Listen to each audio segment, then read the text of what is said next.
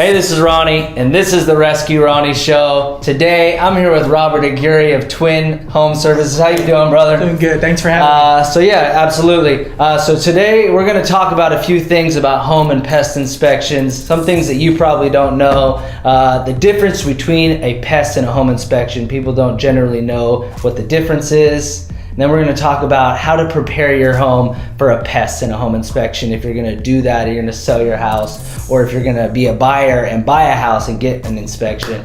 And then also, we're going to see the benefits of a pre-home inspection. A lot of people don't know what that is, but we're going to tell them today.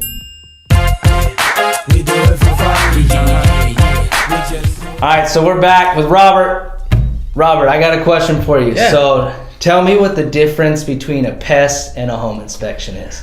Ronnie, great question. So the main difference between a pest and a home inspection is that one of the inspectors is a state-issued licensed inspector regulated by the Structural Pest Control Board of California, and that would be the actual pest inspector. A home inspector is not a licensed inspector by any kind of governing body. There are private entities that certify certain home inspectors, but there's no like actual state issued government body regulating them. So that's probably one of the most important things to understand between the two.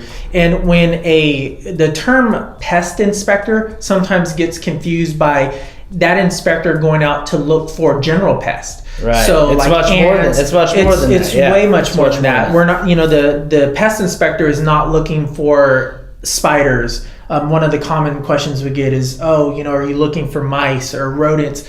They're not. They're actually just looking for wood-destroying pests and organisms.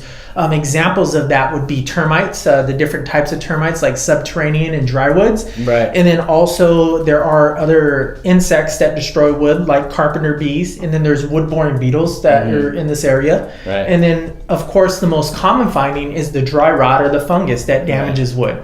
So that's what a pest inspector is looking for, to where a home inspector is kind of like your general practitioner, right? The inspector that goes to the house and oversees all the appliances in the home, the structure of the house. They'll also look for pests. There's no regulations stating what a home inspector has to look for. So jumping from company to company on a home inspection side, their format can be a little bit different, but in general, most of them look for the full systems of the house, going through the house as a whole. So they're basically your eyes and ears, and they document some of the things that you'd probably look past. And as a general buyer, they know a little bit more generally, and they can tell you the ins and outs of what's going on with the house, what might be wrong with it. Yeah, absolutely. Cool. Yeah, so that was all good information.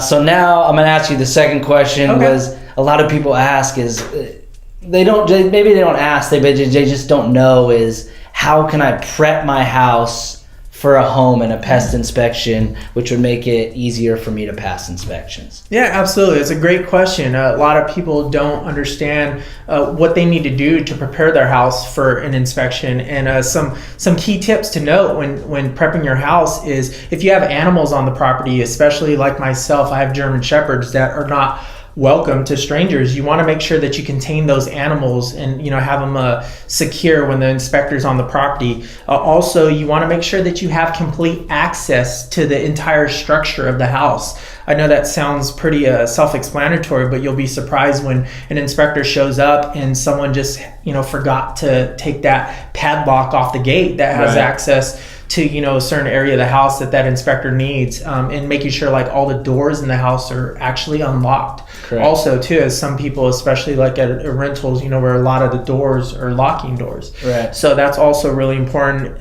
With the window coverings, like with the blinds, you want to open all those up and have those open and ready to go, as window seals are a common finding, especially for a pest inspector. And then probably one of the biggest things that we see is with garages.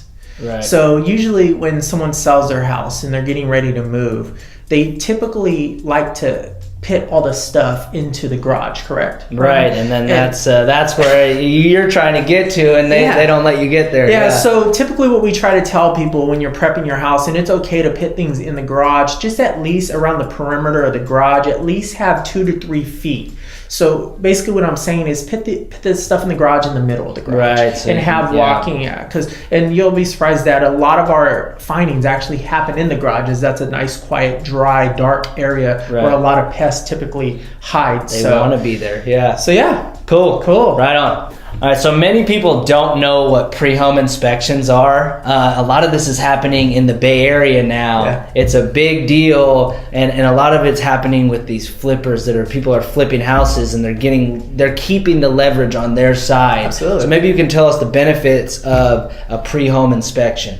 Yeah, absolutely. Pre-sale inspections, I think, are really important.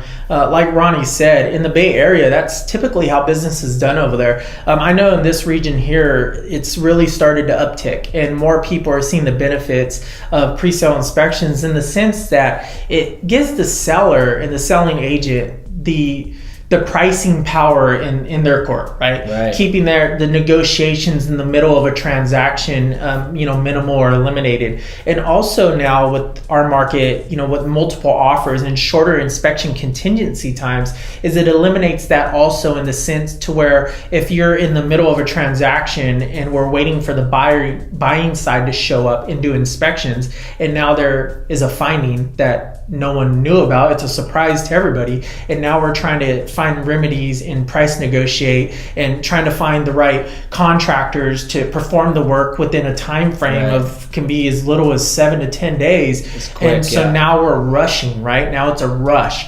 And so I just think there's a huge benefit in doing a pre-sale inspection and kind of knowing up front so there won't be no surprises. Nobody likes surprises. So, especially when it's something like that. So, yeah. So basically to sum it up, you would get your pest inspections and home inspections as the seller, which the buyer generally pays for. So you would get them, you'd get the findings, and you'd make your fixes before the buyer has to, so that you now have the leverage and they can't come back and say, hey, I want a $5,000 credit towards you, towards my buying of the house because of the fence and a wall having dry rot. You have already fixed it and you got it all done. So and I also like to note too, on the pre-sale side, I kind of give the analogy of like a used car dealership, to where you go to a used car dealership and you see like the vehicles right over there under the tent. The salesperson tells you, hey, the vehicles over the tent there are certified vehicles. Well, those vehicles are still used just like the other ones on the lot, but because they have had what's a certified vehicle entitled? It's because they did an inspection on it. They looked through it. Yeah, if you do an inspection on a house and now your house is marketed as, hey, we already have a clear pest, and the house has been inspected and any issues that came up have been remedied and taken care of, I just think it makes the house more marketable also. So Yeah. Cool. Robert, hey, thank you. Yeah, thanks for having me. Appreciate it. Thanks for stopping by, brother. Absolutely. And then, as always, have the best day of your life, and adios. We do it for fun, we just do it.